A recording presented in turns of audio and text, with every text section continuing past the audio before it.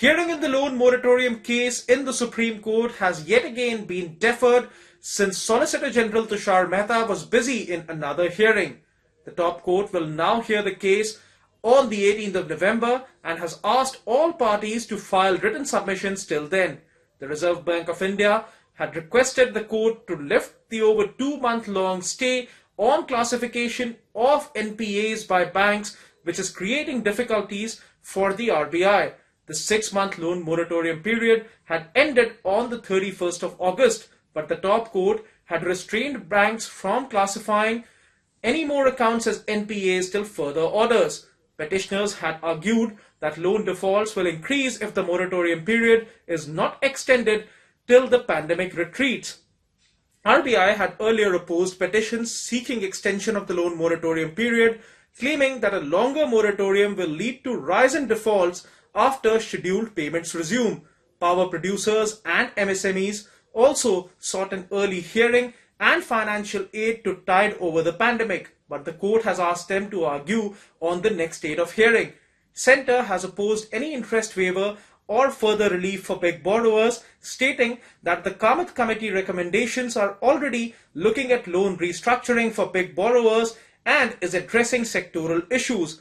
RBI's affidavit had informed the Apex Court that Kamath Committee recommendations were largely implemented to ensure relief for various sectors.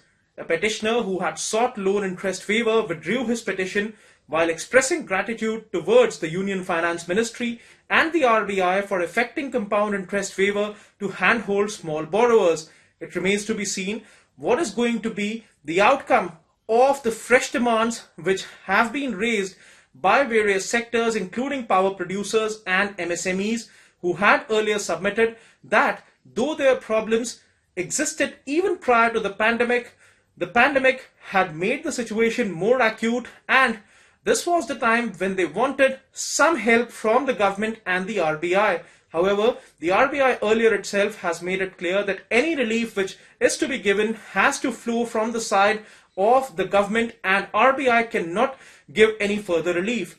Government, of course, till now has opposed any interest waiver in totality, however, has effected compound interest waiver which costed around 6,000 crores for the union government.